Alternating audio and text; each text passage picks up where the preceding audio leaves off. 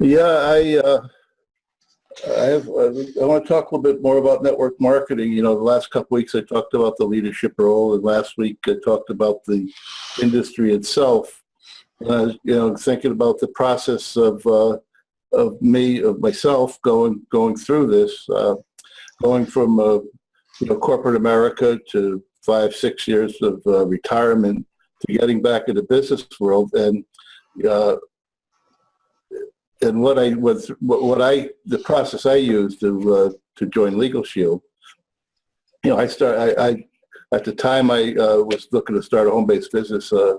I wanted a home-based business because I was a snowbird going back and forth between Connecticut and Palm Desert.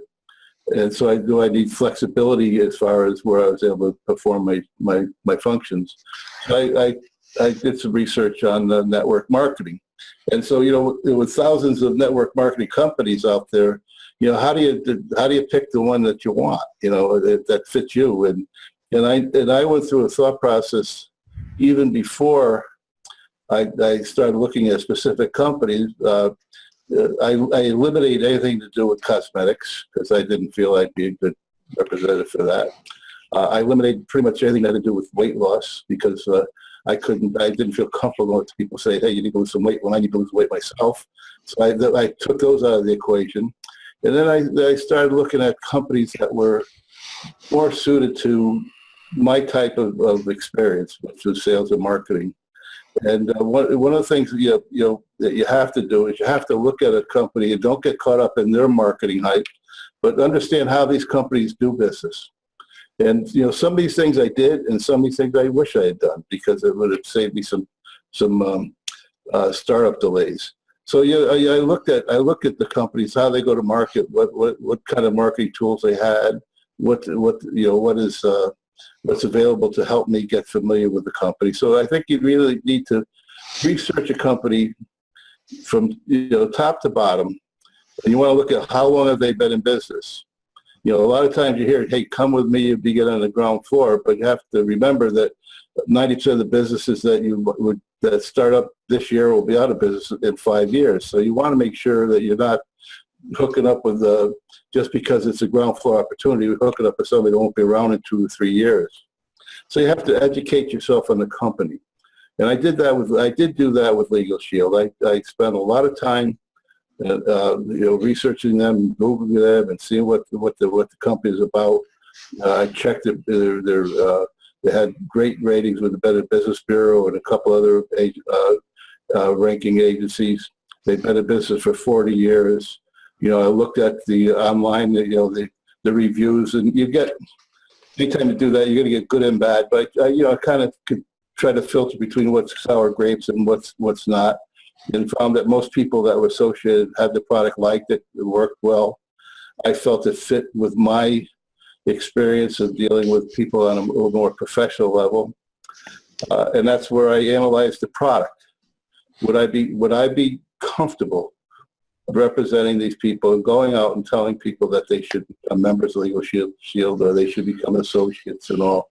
And I spent a lot of time on that because that meant a lot to me. Is my integrity and my reputation is utmost has been for my whole business career my number one thing. I want to make sure that people recognize me as honest and trustworthy. And with any network marketing company, you got to make your list of 100 friends and family and all these other things. So I felt if I'm going to be talking to family members and friends about this, I have to be able to stand behind it and say, yeah, it's a great product. And as usual, I talk to the family members, and they think it's nuts, and half of them listen to me, and and it goes into Frank's program. But what do you do then, Coach? That kind of thing. So I did that, and I felt that Legal Shield was a great product for me. Now, maybe it's not a great product for everybody to try and start your business on, but research whatever company you are. If you're in the cosmetics, Mary Kay is a great company. There's a lot of great companies out there, but make sure you understand what the company does, what the product is, how reliable it is, and how does it fit your personality.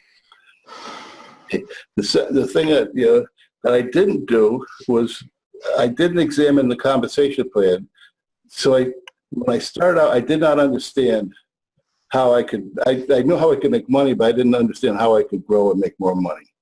And I didn't have a great person that signed me up, so I was really kind of in the dark. So people I set up now, before they even start, I say, okay, here's how you make money. Here's what you got to do the first day, the first week, the first 20 days, and then how you advance through and grow your business. Very important part, because it's not easy work, and if you don't get the advice, and I didn't, for the first 60 days, I didn't do a damn thing. That's the most important part of starting your business, that first 60 days. And this may sound a little egotistical. A lesser person would have given up, but I don't have give up in me. So I sat down and said, okay, I'm doing something wrong here, and I realized I didn't know a damn thing about the company I was with. So I started going to meetings and meeting people and stuff that are Legal Shield people. I learned it, and then I slowly started building my business, which was a little bit harder. So I think examining the compensation plan so you understand it. How do you make money? How do you grow? And are you any limits to making money, and all these types of things? Okay. Another area is the training and support. Training and support. That's an area that because I didn't sign up with a person that supported me, I did not understand how to get the training and the support that I had, and that set me back. So those last two areas I didn't do a good job on. The first 3 areas I think I did a pretty good job on. The last 2 I did a horrible job on, so it set me back. And I think, if you're looking into a company, sit down and talk. Don't talk with a person that's trying to, have you come into his downline and work on him. Ask to talk to 3 or 4 of the people in his downline. Make sure you talk to more than just the one person that is trying to get you to sign up, because you're going to run into people like the guy I did. I was a fish. I knew I wanted to join Legal Shield, and I didn't do my due diligence, and he just reeled me in, got his commission, and said sayonara. I never heard from him again. So talk to 2 or 3 other people in the downline. Ask to talk to people in his upline. And my upline, the top guy's named Brian Carruthers. I call him with questions. I have people call him. He's right there. He answers them. He's very available. That's important for your assimilation into the company. So those are important. And make sure you're with a group that's active and involved, because unlike a lot of the industries, the people, the Legal Shield associates in Coachella Valley, we get together and we talk, and we have meetings and we help each other out, and it's a supportive support group for you when you need help.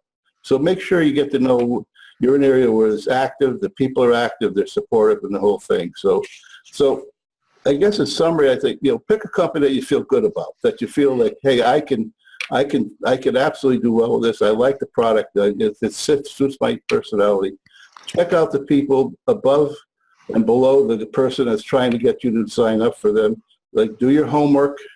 Just make sure you examine. Talk to a lot of people. Just don't talk to the person that's trying to get you to join up.